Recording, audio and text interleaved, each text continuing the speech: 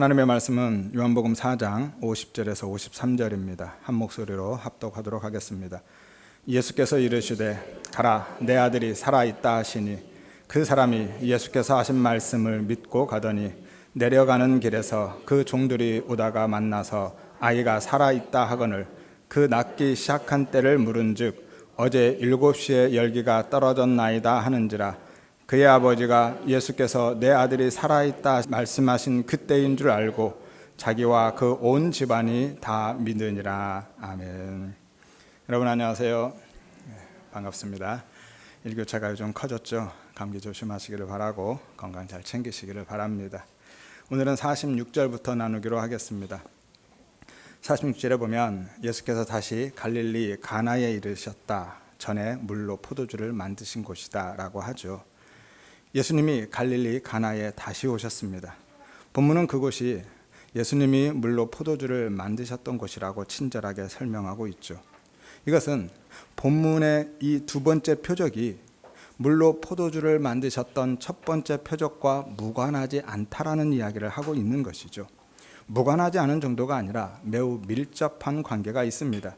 두 표적이 얼마나 비슷한지 한번 보세요. 두 표적 모두 다 갈릴리 가나에서 있었던 일이죠. 그리고 둘 다 셋째 날에 행하셨습니다. 2장 1절에 보면 첫 번째 표적을 사흘째 되던 날 행하셨다라고 하죠. 그리고 오늘 두 번째 표적도 이틀이 지난 날, 사흘째 되는 날 행하셨습니다. 이것은 단순히 날짜에 대한 정보를 주고 있는 것이 아니라 예수 그리스도의 부활 생명과 그 생명에 의한 새 창조의 원리를, 복음의 원리를 설명해 주고 있는 것이죠. 두 표적은 모두 다 갈릴리 가나에서 있었고요. 셋째 날에 행하셨고 또한 결핍에 따른 요청으로 시작됩니다. 첫 번째 표적은 포도주가 떨어져서 잔치의 기쁨이 결핍되었죠. 그래서 예수님의 어머니 마리아가 요청했습니다. 두 번째 표적은요. 아들이 죽게 되어서 생명이 결핍되어서 왕의 신하가 요청하게 되죠. 그런데 둘 다 예수님의 책망을 받습니다. 가나의 혼인잔치에서는 어머니 마리아를 책망하시죠. 여자야 나와 무슨 상관이 있습니까? 라고 하십니다. 본문에서는요. 왕의 신하를 책망합니다. 너희는 표적과 기적을 보지 못하면 도무지 믿지 않는다 라고 책망합니다. 그리고 둘 다 예수님의 말씀으로만 회복의 역사가 일어나죠. 가나 혼인잔치에서는 항아리에 물을 채워라 그리고 이제 떠서 갖다 줘라 라고 말씀만 하시죠. 그리고 그 말씀으로 혼인잔치가 회복되어집니다. 이것이 새 언약이죠. 예수님의 보혈의 피가 깨어진 언약을 회복시키고 어린 양의 혼인잔치를 완성해 내시는 겁니다. 본문에서는요. 가라 내 아들이 살아있다 라고 역시 말씀만 하시죠. 그리고 생명의 회복이 일어납니다. 이것이 새 창조이죠. 예수님의 생명의 말씀이 죽은 자를 살리는 겁니다. 뿐만이 아니라 표적의 결과를 종들이 최초로 목격하게 되고요. 결정적으로 모두 다 예수님을 믿는 자들이 생겨납니다. 2장 11절에 제자들이 그를 믿으니라 라고 하죠. 본문 53절에요. 자기와 그 온 집안이 다 믿으니라 라고 말씀합니다. 이처럼 두 표적이 상황과 구조뿐만이 아니라 신학적인 의미에 있어서까지 정말 비슷합니다. 마치 데칼코마니를 보는 것 같아요. 데칼코마니 아시죠? 그림 딱 접으면 같은 그림이 나오는 거예요. 따라서 둘 다 같은 이야기를 하고 있는 거예요. 뭐예요? 예수님의 십자가 사역에 대한 이야기죠. 그 구원에 대한, 그 구원의 은혜에 대한 이야기를 하고 있는 겁니다. 첫 번째 표적에서는 7번째 항아리로 서신 예수님이 당신의 생명을 부으셔서 혼인잔치를 완성해 내신 겁니다. 예수님의 십자가 사건에 대한 예표로 주고 있는 것이죠. 우리의 구원과 천국 혼인잔치가 그렇게 완성된다라는 거예요. 예수 그리스도의 십자가 사역으로. 오늘 본문에서는요. 죽어가는 아이를 살리십니다. 지난주에 말씀드린 대로 이중 예표인데요. 예수님의 부활을 예표할 뿐만이 아니라 십자가에서 부으신 그 생명으로, 그것이 첫 번째 표적이었죠. 그 생명으로 죽은 자가 살아나게 된다라는 걸 말씀하고 있는 거예요. 이것이 구원이고 새 창조입니다. 그래서 예수님이 의도적으로 첫 번째 표적을 행하신 갈릴리 가나로 다시 가셔서 두 번째 표적을 행하고 계신 것이고요. 아이가 병들었다라고 하지 않고 죽게 되었다, 죽어가고 있다라고 하신 거고, 나았다라고 하지 않고 살았다라고 하신 겁니다. 죄와 허물로 죽음의 상태에 있는 우리를 십자가의 부활 생명으로 다시 살리시는 그 새 생명을 주심에 대한 상징으로 말씀하고 있는 것이죠. 창세기 1장에서 하나님이 셋째 날에 무엇을 창조하셨죠? 땅과 식물을 창조하셨습니다. 물에서 뭇을 드러내시고 그 드러난 뭇에 각종 풀과 채소와 나무들을 만드셨습니다. 물은요, 저주와 심판과 죽음을 상징하고 있었고요. 땅은 생명을 상징했죠. 그리고 거기에 각종 생명들이 심겨졌습니다. 그래서 창세기 1장에 보면 씨와 열매를 강조하고 있죠. 창세기 1장 11절에서 12절입니다. 씨 맺는 채소, 씨 가진 열매 맺는 나무라고 하죠. 이것은 저주와 심판, 죽음을 뚫고 생명으로 올라오신 예수님의 부활 사건과 그로 인해서 당신의 나라에 생명을 심으실 구속 사역을, 구원 사역을 예표해 주고 있는 거예요. 그래서 요한복음의 셋째 날에 예수님이 제자들을 부르시는 사건이 등장하는 겁니다. 자세한 내용은 10번째 강의를 참조하시기를 바랍니다. 이것이 성경 전체에 흐르는 대주제입니다. 성경은 계속해서 그 이야기를 하고 있는 거예요. 예수 그리스도의 십자가 구원에 대한 이야기, 다른 이야기는 없습니다. 성경은 처음부터 끝까지 예수와 십자가만 이야기해요. 무한 반복해서 말씀하십니다.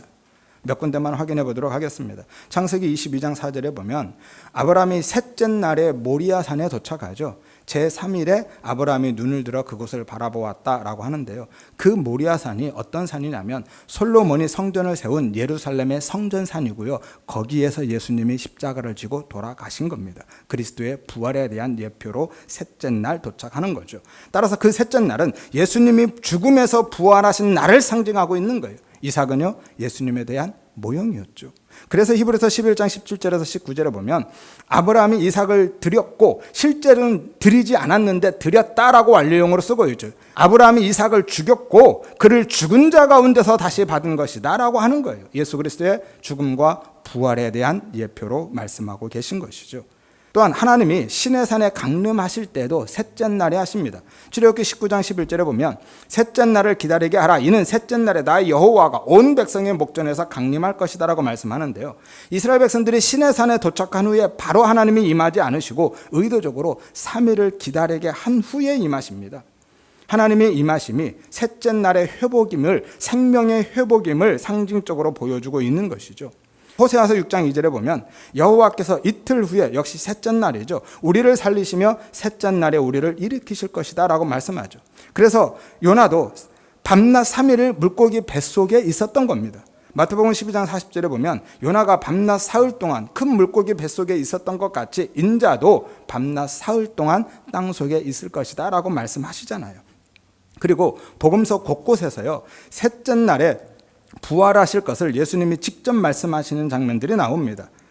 많은 말씀들이 있는데 한 구절만 읽어드리겠습니다. 마태복음 17장 22절에서 23절에 보면 인자가 장차 사람들의 손에 넘겨져 죽임을 당하고 제3일에 살아나리라 라고 말씀하시죠.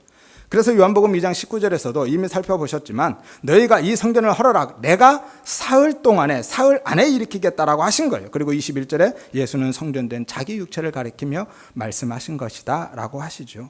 따라서 그 셋째 날은요, 예수 그리스도의 부활의 날이고 그 부활 생명에 의한 새로운 생명이 주어지는 새 창조의 날인 거예요. 오늘 본문의 두 번째 표적뿐만이 아니라 물로 포도주를 만든 첫 번째 표적도 역시 같은 이야기를 하고 있는 것이고요. 셋째 날에 율법과 죽음을 상징하는 정결 항아리의 물이 포도주로 예수의 생명으로 터져 나온 겁니다. 무덤 속에 예수님이 죄와 사망의 권세를 깨고 셋째 날에 부활 생명으로 다시 살아날 것이다 라는 것을 예표해 주고 있는 것이죠.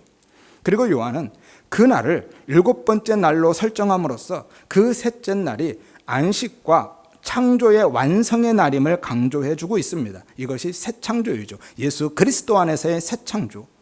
그래서 지금 우리는 토요일이 아닌 주일을, 그 셋째 날을 안식일로 지키고 있는 거예요. 이처럼 창세기의 옛 창조는요, 예수 그리스도에 의한 새 창조에 대한 모형으로 주고 있는 거예요. 만일 그 자체가 목적이었다면 그 옛 창조가, 그 안식이 깨지면 안 되는 거잖아요. 그러면 전능하신 하나님이 실패하신 것이 되니까요. 그래서 그 옛 창조는 그 자체가 목적이 아니라 예수 그리스도에 의한 새 창조를 예표로 해서 모형으로 주고 있는 것이다 라는 거예요. 안식일과 주일 문제는 다음 장 넘어가면 5장에 다시 나오니까요. 그때 나누기로 하겠습니다. 아무튼 그래서 예수님이 이틀이 지난 사흘째 되는 날에 갈릴리 가나로 들어가신 거예요. 그런데 46절에서 47절에 보면 한 왕의 신하가 예수님이 오셨다는 소식을 듣고 가버나움으로부터 달려오죠. 왜냐하면 그의 아들이 병들었기 때문인 거예요. 예수님의 소문을 듣고 아들의 병을 고쳐달라고 달려온 겁니다. 여기서 왕의 신하는 당시 유대의 분봉왕이었던 헤롯 안티파스의 고위 관료죠. 오늘을 보면 그가 왕족이거나 혹은 귀족임을 알 수 있습니다. 그리고 그의 아들은 외아들이죠. 역시 오늘을 보면 아이 앞에 다 관사가 붙어 있어요. 하나밖에 없는 유일한 아들임을 이야기하고 있는 것이죠. 또한 병들었다라는 것은요, 단순히 아픈 것이 아니라 치료가 불가능한 병을 의미하고 있습니다. 죽음 직전의 상태, 시간적인 여유가 거의 없는 응급 상황을 이야기하고 있는 거예요. 그래서 27절에 그가 거의 죽게 되었다라고 하는 겁니다. 원문에는 원래 거의라는 말은 없습니다. 그냥 그가 죽게 되었다인데요. 직역하면 이렇습니다. 죽어가고 있었다 혹은 죽어가기 시작했다라는 거예요. 죽음이 확정되어서 진행 중인 절망적인 상태를 나타내고 있는 것이죠. 그래서 예수님이 갈릴리에 오셨다는 소식을 듣자마자 불원천리 달려온 겁니다. 가버나움에서 갈릴리는 약 40km 정도 되죠. 거의 하루길입니다. 모든 인간의 상태가 바로 이렇다라는 것을 보여주고 있는 것이죠. 세상에 그 무엇으로도 고칠 수 없고 그 누구도 피해갈 수 없는 죄와 죽음의 상태, 그것을 나타내 보여주고 있는 거예요. 그리고 그 죄와 죽음 앞에서 아무것도 할 수 없는 무력하고 불가능한 존재다라는 것을 상징적으로 보여주고 있는 것이죠. 모든 인간은요, 그렇게 죄 가운데서 죽어가고 있는 겁니다.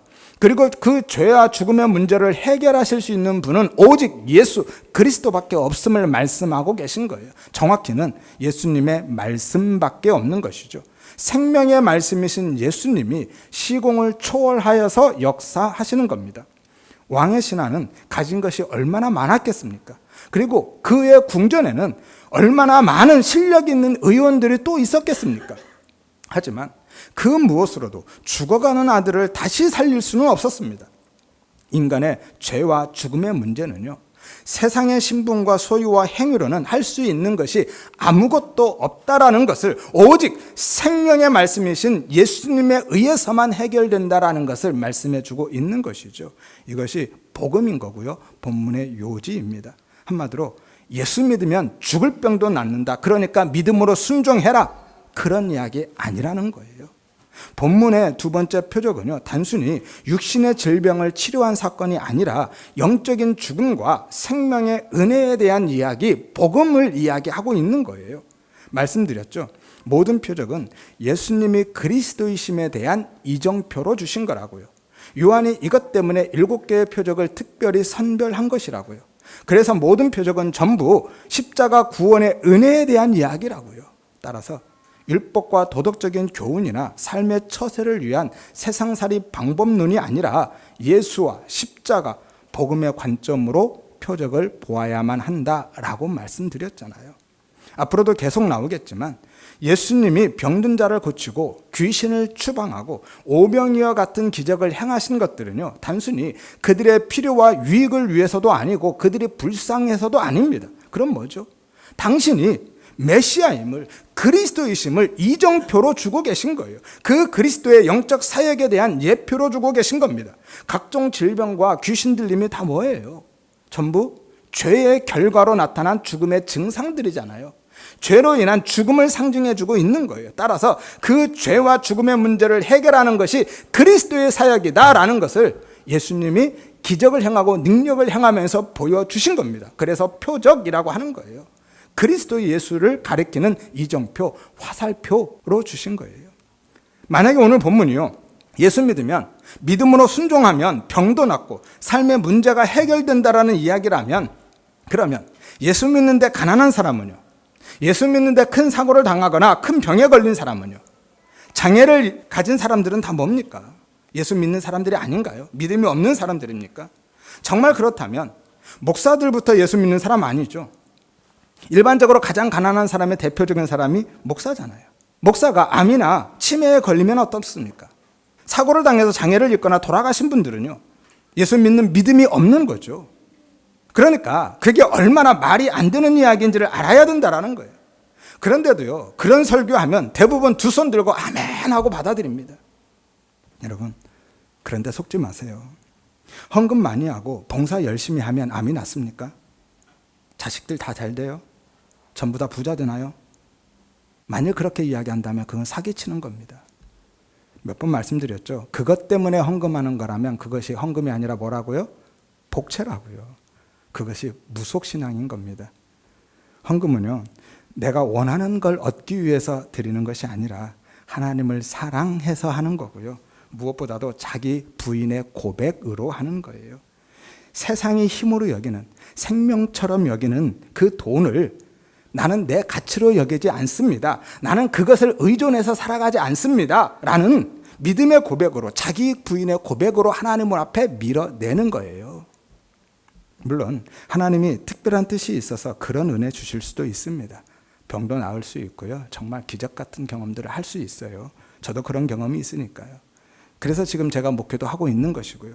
하나님의 그 은혜로 저를 붙들지 않고 제 안에 역사하지 않으셨으면 저는 아마 이 자리에 없었을 겁니다.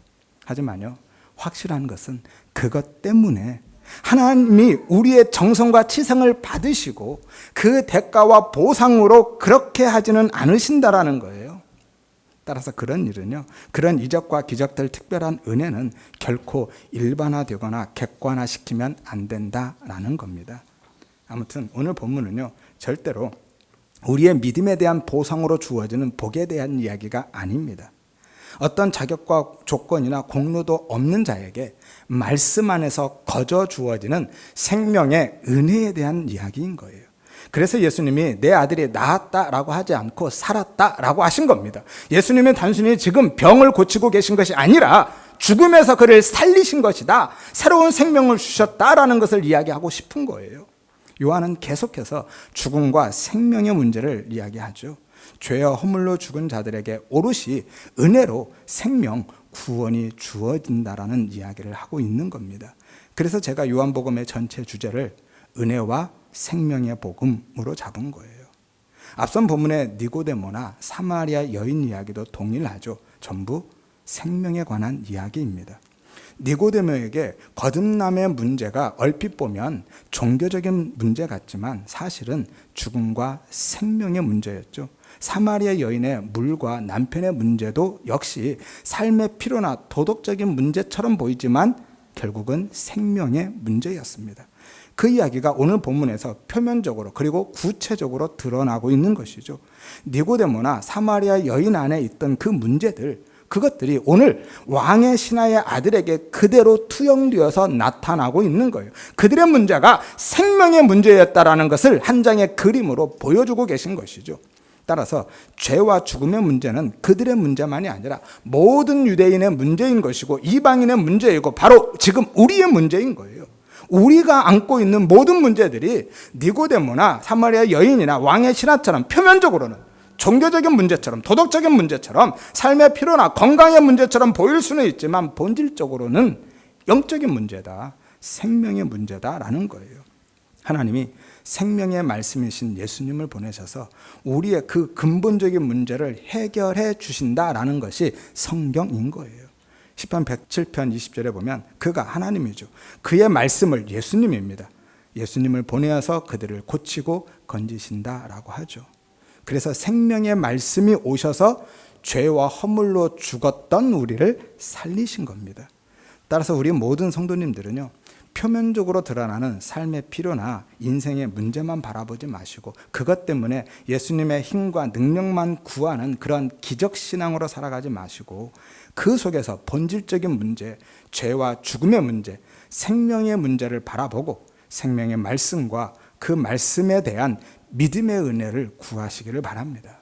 제가 늘 그 은혜를 구하라고 하는 것은요, 그것을 위해서 기도해라 라는 거예요. 기도 제목을 드리고 있는 겁니다. 일전에 어떤 분이 그러시더라고요. 삶의 필요나 유익을 구하지 말라고 하니까 기도할 게 없어진다고요. 뭘 기도해야 될지 모르겠다고요. 여러분, 그런 것들 구하지 말라는 이야기도 아니었습니다. 오해하지 마세요. 제가 한쪽을 강조하면 꼭 다른 쪽을 부정하는 것처럼 생각하는데 그렇지 않습니다. 그런 기도가 필요 없다라는 것이 아니라 구하시는데 내 뜻을 관철시키려고 떼쓰고 매달리지 마시라는 거예요. 은혜에 맡기고 그냥 은혜를 구하시라는 거고요. 그리고 정말 우리가 기도해야 되는 것들은 사실은 그런 문제가 아니라 그런 것들은 아버지 하나님이 알아서 주신다고 하시잖아요. 그러니까 그냥 은혜에 맡겨드리고 정말 구해야 하는 것은 우리의 영적인 필요, 영적인 유익, 예수, 그 은혜, 진리의 말씀, 그것 구하시라는 거예요. 그것 붙들고 매달리시라는 거예요. 그건 정말 매달리셔야, 간절히 찾고 부르짖어야 할 게 바로 그거예요. 우리의 육신의 필요와 유익이 아니라. 잠시 객길로 갔는데요. 아무튼 오늘 예수님은요, 왕의 신하를 그 믿음으로 이끌어 가고 계신 거예요. 생명의 말씀으로 그 믿음을 심고 계신 겁니다. 이것이 구원이고 새 창조인 거예요. 생명의 말씀이신 예수님이 말씀으로 왕의 신하에게 참된 믿음을 심으시고 이해할 수 없는 말도 안 되는 말씀에 믿음으로 반응하게 하셔서 예수님의 말씀을 진짜 현실로 경험하게 하신 겁니다. 아들이 살아났잖아요. 그리고 이를 통해서 보고 믿는 믿음, 이른바 기적신앙과 말씀을 듣고 믿는 믿음, 그래서 믿음으로 보게 되는 참된 신앙이 어떻게 다른지를 선명하게 대조해서 보여주고 있는 거예요. 그러면 믿음이란 게 뭘까요? 여러분이 알고 있는 믿음은 뭡니까? 믿음의 대상 말고요. 믿음으로 사는 삶이 뭐냐라는 거예요. 하나님을 신뢰하고 의지하는 것이 믿음입니까? 하나님의 나라를 기대하고 소망하면서 살아가는 것이 믿음인가요? 그래서 현실을 참고 견디면서 그 나라를 기다리면서 사는 것이 믿음입니까? 이것이 대부분 우리가 알고 있는 일반적인 믿음이죠. 그러면 성경은 믿음을 어떻게 정의하고 있을까요? 믿음에 대해서 말씀하신 구절이 있죠. 잘 아시는 말씀. 히브리서 11장 1절. 믿음은 바라는 것들의 실상이고 보이지 않은 것들의 증거다라고 하시죠. 이 말씀 많이 들어왔는데 사실 쉬운 말씀이 아니라 정말 어려운 말씀입니다. 왜냐하면 믿음이라는 그 추상적인 개념을 삶이라는 구체적인 현상으로 설명해 내야 되거든요. 그래서 어려운 거고요. 무엇보다도 우리가 알고 있는 믿음이라는 의미와 너무 달라서 어려운 겁니다. 따라서 지금 이 시간에는요, 앞에서 말씀드린 그 믿음의 정의를 머리에서 다 지우시기를 바랍니다. 내가 알고 있던 믿음이라는 그 의미를 일단 지우고 따라오셔야 이해가 쉬울 겁니다. 그리고 이해 안 되시는 분들은 나중에 몇 번이고 반복해서 다시 들어보시기를 바랍니다. 여기서 바라는 것은요, 우리가 기대하고 소망하는 것이 아니라, 내가 소원하는 것이 아니라 하나님의 언약, 영원한 하나님의 나라의 실현을 기다리는 겁니다. 그리고 실상은 실제로 존재하는 것, 실체 혹은 실체를 의미하고 있어요. 따라서 믿음이 바라는 것들의 실상이라는 것은 믿음이 하나님의 언약의 말씀을 실제로, 실제 존재하는 것으로 진짜 현실로 드러내며 실체로 경험하게 한다라는 거예요. 예컨대 이런 겁니다. 창조 때요, 한번 생각해 보세요. 아무것도 없는 게 현실이었죠. 그런데 하나님 말씀이 주어지자, 하나님의 말씀이 선포되자 말씀 그대로 있게 되었죠. 실체로 드러났잖아요. 이것이 진짜 현실인 거예요. 원래는 아무것도 없는 게 현실이었는데 하나님의 말씀이 딱 떨어지자 그 말씀대로 진짜 현실이 나타나는 겁니다. 믿음은요, 그것을 믿는 거예요. 아직 보이지 않지만, 아직 아무것도 없는 것 같지만 하나님이 말씀하신 것들이 반드시 진짜 현실로 내게 주어질 것을 믿는 겁니다. 그것을 확신하는 거예요.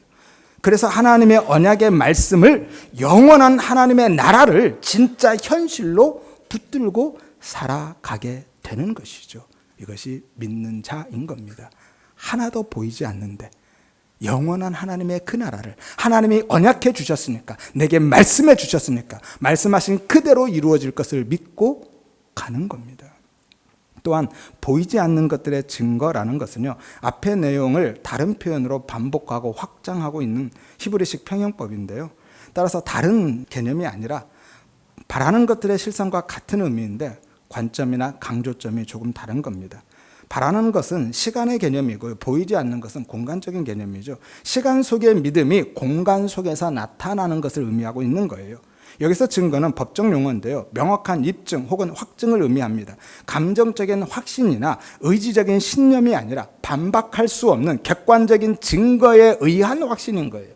따라서 믿음은 보이지 않는 것들, 육신의 눈으로는 볼 수 없고 감각적으로는 감지되거나 인식되지 않는 것들에 대한 하나님의 그 나라와 영생과 영적 세계에 대한 것들이 실제하는 것으로 확신하는 것, 그것이 믿음인 겁니다. 그래서 현실로 인식하고 받아들이고 붙들고 살아가는 거예요. 따라서 히브리서 11장 1절을 한 문장으로 다시 정리해드리면, 믿음은 아직 오지 않은 것과 보이지 않는 하나님의 말씀들을 이미 이루어진 것으로 확신함으로써 현재의 삶 속에서 그 말씀을 실제로 붙들고 그 말씀을 따라서 사는 것, 그것이 믿음입니다. 다시 말해서 눈앞의 현실이 아니라 하나님의 말씀을 진짜 현실로 인식하고 지금 현실로 살아가는 게 믿음인 거예요. 묵시 속에서 이미 완성된 하나님의 나라를 지금 현재로 끌어와서 오늘 지금 현실로 누리며 사는 삶이 믿음의 삶이다라는 거예요. 그래서 노아는요, 아직 비가 내리지 않았는데 당시에는 사실 비라는 개념조차 없었죠. 그런데도 하나님의 말씀을 따라서 방주를 지었던 거예요. 아브라함은요, 아직 보지 못한 땅을 하나님의 말씀을 믿고 이미 받은 자처럼 살았던 겁니다. 그리고 모두 다 실제로 현실로 경험하게 되죠. 이것이 말씀이 현실이 되는 믿음의 삶인 거예요. 히브리서 11장은 다 그 이야기입니다. 그래서 아벨도, 노아도, 아브라함도, 모세도 전부 아직 보지 못했지만 이미 본 자들로 소개하고 있는 거예요. 그런데 그 모습이 불신자들에게는, 그 믿음이 없는 자들에게는 어떻게 보일까요? 한마디로 미친 X로 보이겠죠. 미친 것으로 보입니다. 비라는 개념조차 없던 시대에 하늘에서 물이 쏟아져서 멸망할 것이다 라고 외치면서 산꼭대기에서 배를 짓고 있는 노아가 세상 사람들의 눈에는 어떻게 보였겠어요? 미친 노인네죠. 팁을 하나 드리면, 홍수 전에는 비가 오지 않았습니다. 비구름은 기온차나 기압차에 의해서 발생하는데요, 당시에는 궁창 위의 물층으로 인해서 온 지구가 온실 효과가 있었습니다. 그래서 기온차도 기압차도 없었죠. 그래서 비도 없었습니다. 창세기 2장 5절에서 6절에 여호와 하나님이 땅에 비를 내리지 아니하셨고 안개만 땅에서 올라와 온 지면을 적셨다라고 하죠. 자세한 거는 나중에 창세기 나누게 되면 그때 다시 말씀드리기로 하겠습니다. 아무튼 믿음이 없는 자들은요, 믿음으로 사는 삶을 이해할 수 없는 거예요. 정말 미친 것으로밖에는 안 보입니다. 사도행전 26장 24절에 바울이 로마로 환송되기 직전에 재판에서 자신의 신앙을 변증하자 유다 총독 베스도가 한 말인데요, 바울아, 내가 미쳤다. 내 많은 학문이 너를 미치게 한다. 그렇게 이야기하잖아요. 그들의 눈에는 미친 것으로밖에 안 보이는 겁니다. 왜요? 이해할 수 없으니까, 이해가 안 되니까. 그러자 바울이 뭐라고 대답합니까? 25절에 내가 미친 것 아니라 참되고 온전한 말을 하는 것이다 라고 하죠. 내 말이 진짜야 라는 거예요. 왜죠? 바울은 이미 완성된 하나님의 나라를 봤으니까요. 그 3층 천 셋째 하늘에 올라가서 봤거든요. 이것이 믿음인 겁니다. 그러니까 믿음은 하나님의 말씀을 실상으로, 실체로, 진짜 현실로 붙들고 사는 게 믿음인 거예요. 그런데 그 모습이 불신자들에게는 어떻게 보인다고요? 미친 것으로. 이것이 그리스도인인 거예요. 그리스도께 속한 사람이라는 의미인데 원래는 어떤 의미냐면 그리스도께 미친 자라는 거예요. 예수께 미친 자들이 바로 그리스도인입니다. 왜죠? 그들은 죽었다 깨도 이해가 안 되니까 그렇게밖에 안 보이는 겁니다. 어떻게 돈을, 어떻게 세상의 힘과 가치들을, 내 생명까지 어떻게 가치 없는 것으로 내게서 밀어낼 수 있냐고요. 이해가 안 되죠. 따라서 믿음은 단순히 감정적인 신뢰나 의지도 아니고요, 막연한 기대나 소망도 아닙니다. 하나님의 말씀을 진짜 현실로 살아가는 삶인 거예요. 지금의 현실을 부정하고 있는 것이 아닙니다. 진짜 실체인 묵시 속에 완성된 하나님의 나라를 지금 여기서 누리며 사는 이야기를 하고 있는 거예요. 왜냐하면 그 나라가 원형이고 실체이기 때문에 지금의 현실은 모형이고 그림자인 거예요. 플라톤의 동굴의 비유가 생각나는데요, 이야기하면 길어지니까 다음에 기회가 되면 다시 말씀드리기로 하겠습니다. 그러니까 우리의 진짜 현실은 뭐예요? 내 앞에 있는 상황이나 환경, 형편이나 처지가 아니라 진리의 말씀이 우리의 진짜 현실인 거예요. 그 말씀을 믿음으로 바라보면 그 말씀이 우리 앞에 진짜 현실로 나타난다라는 거죠. 이것이 말씀이 현실이 되는 믿음의 삶인 겁니다. 다른 말로 말씀의 현실화인 거죠. 우리의 믿음이 없던 현실을 만들어내는 것이 아니라 이미 존재하는, 실제하는 말씀의 현실을 그 믿음으로 깨닫고 경험함으로써 지금 내 현실로 끌어당겨서 누리며 사는 것이 믿음인 거예요.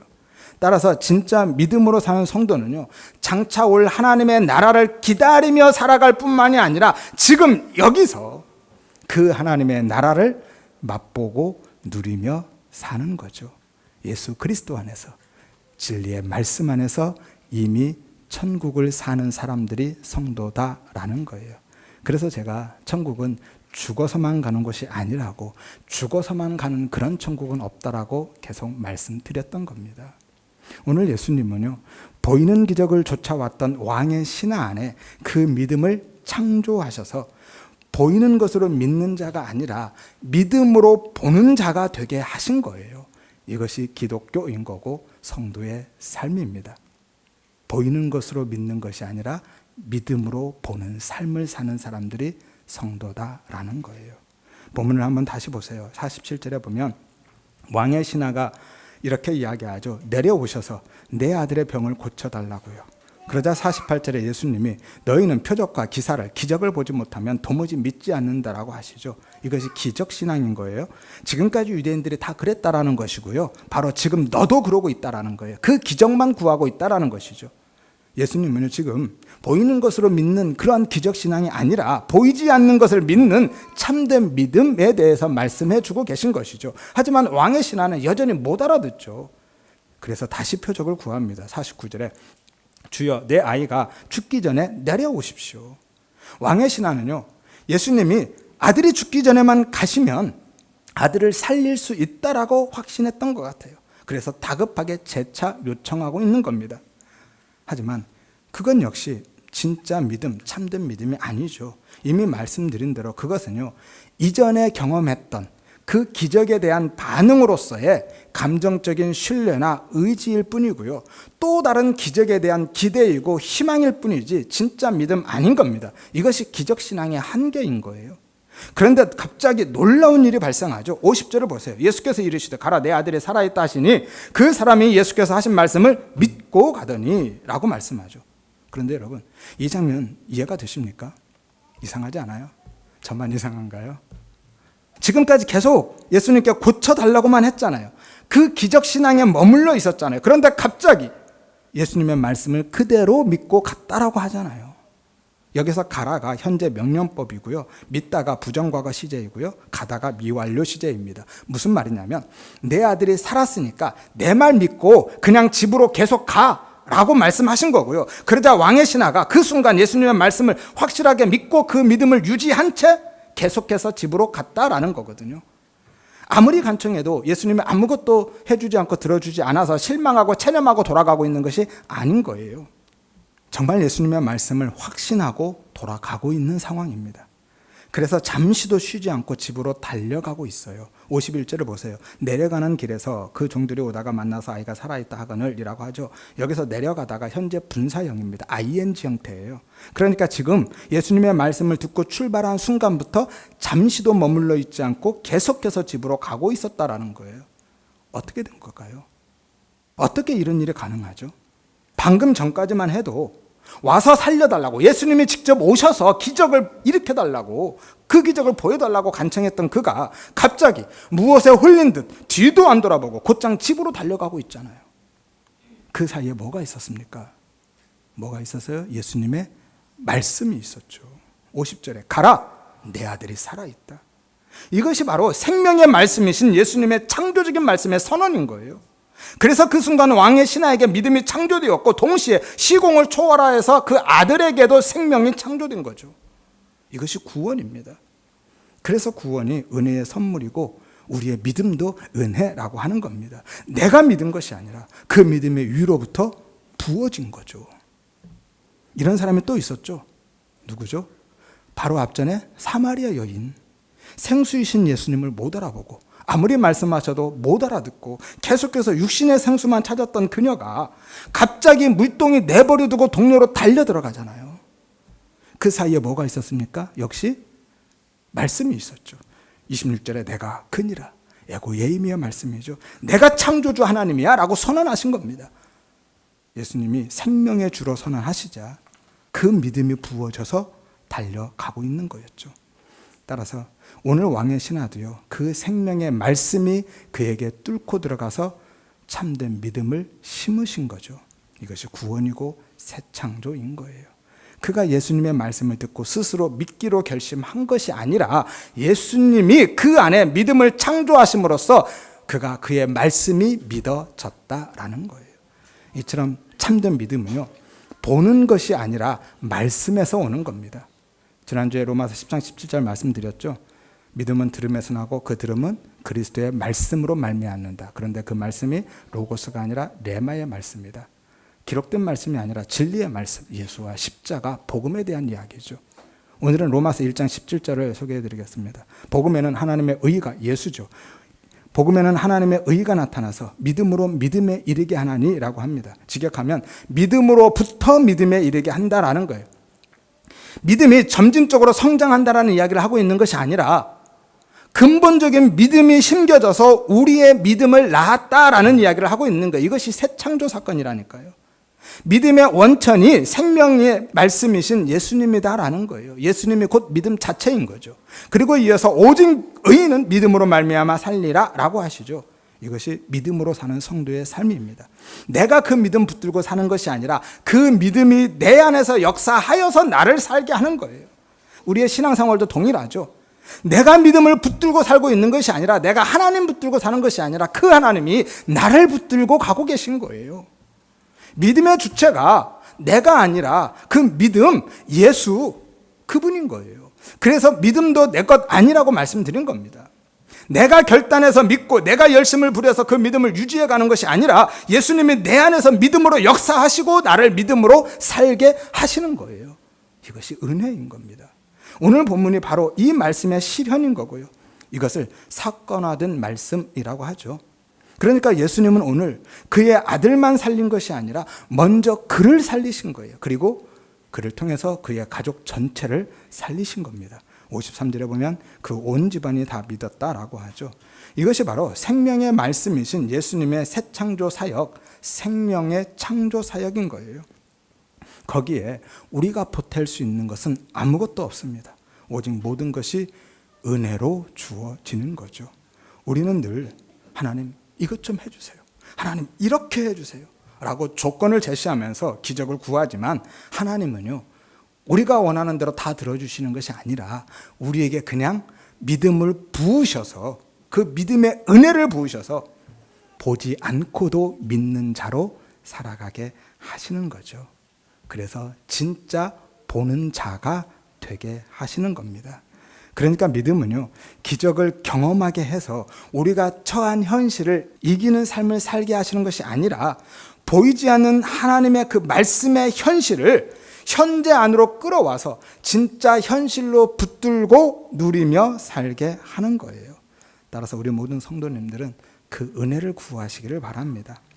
그 생명의 말씀을 내게도 들려주시기를 위해서, 나에게도 그 믿음 심어주시고 부어주시기를 위해서, 그 믿음 창조해 주시기를 위해서, 내게도 그 은혜를 부어주시기를 위해서 기도하시기를 바랍니다. 하여서 이제는 보고 믿는 기적신앙이 아니라 말씀 안에서 모형과 그림자의 현실 너머에 있는 실제 하는 진짜 현실을 바라보고 그 하나님의 나라를 오늘 내 현실로 맛보고 누리는 파워풀한 그리스도인으로 살아가시기를 주의 이름으로 축원드립니다. 본문에서 몇 가지 더 나눠야 할 부분들이 있는데요. 시간 관계상 한 가지만 간단하게 생각해보고 마치도록 하겠습니다.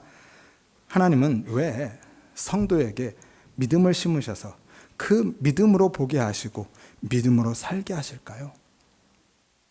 그냥 다 보여주면 쉽잖아요.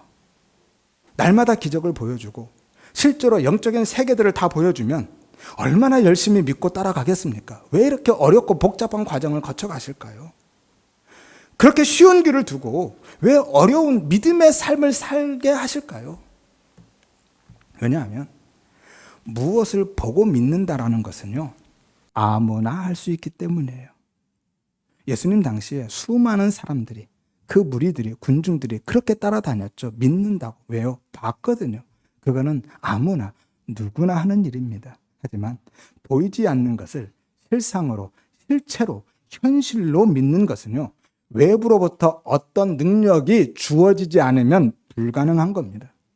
외부로부터 능력이 부어져야만 그 믿음으로 살게 되는 거거든요. 사마리아 여인처럼, 오늘 왕의 신하처럼, 그런 사람을 하나님의 백성, 성도라고 하는 거고요. 따라서 그 믿음을 받은 성도들은 보이는 것과 관계없이 하나님의 말씀을, 그 나라를 실상으로 받아들이고 붙들고 누리면서 살아가게 되는 것이고요. 이것이 바로 신자와 불신자를, 하나님의 백성과 아닌 사람들을, 양과 염소를 구별짓는 표징인 거예요. 언약의 표로 우리에게 믿음을 주셨다라는 거죠. 그래서 하나님은 그 믿음으로 구별해 내시는 겁니다.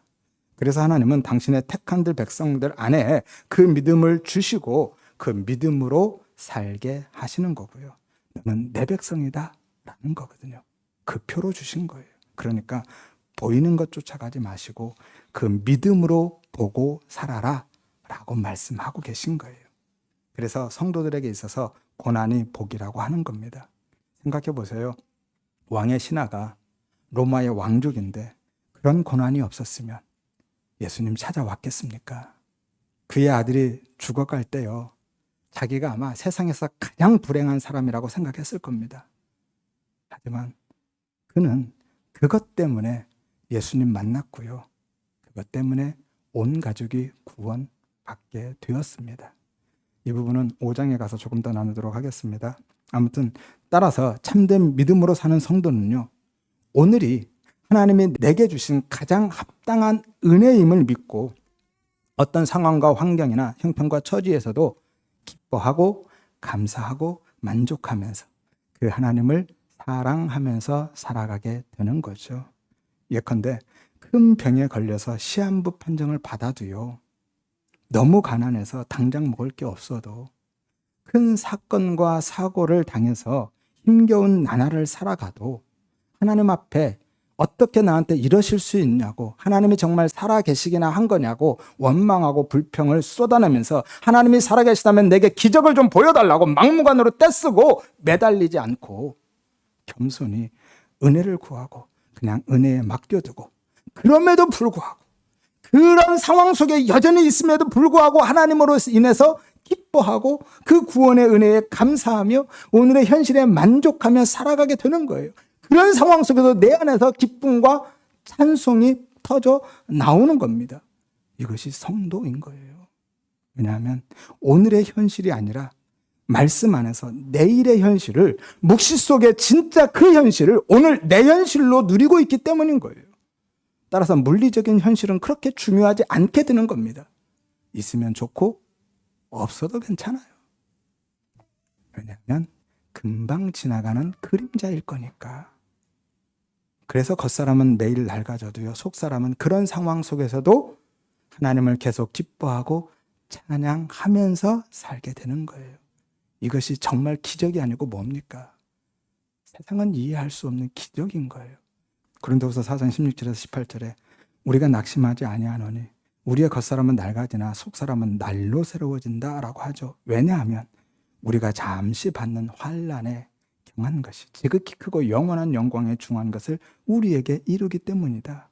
그래서 우리가 주목하는 것은 보이는 것이 아니라 보이지 않는 것이다. 보이는 것은 잠깐이고 보이지 않는 것은 영원하다라고 하죠. 그래서 바울은요, 세상의 모든 힘과 가치를 다 밀어낼 수 있었던 것이고 쓰레기처럼 배설물처럼 버렸던 것이고 생명에 있어서까지 자유로운 자가 되었던 겁니다. 이것이 바로 진리가 너희를 자유케 한다는 말씀인 거예요. 진리 안에서 자유로워지는 거예요. 어떤 것에도 매이지 않는 내 생명에 있어서까지 자유로워지는 삶. 그것이 진짜 믿음의 삶인 거예요.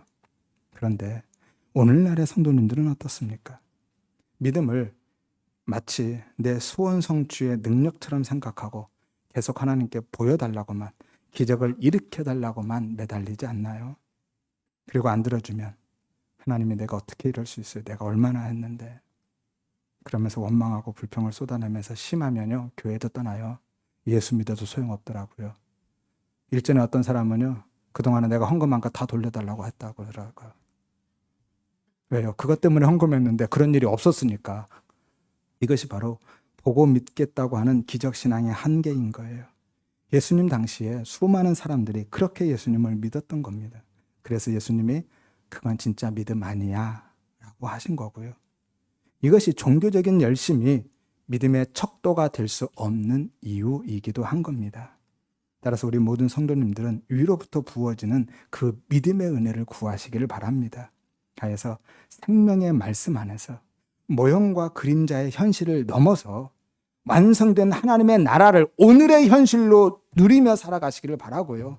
그로 인해서 삶의 어떤 상황과 환경 속에서도 기뻐하고 감사하고 만족하면서 그 하나님을 사랑하면서 살아가는 진짜 기적의 삶을 살아가시기를 주의 이름으로 축원드립니다.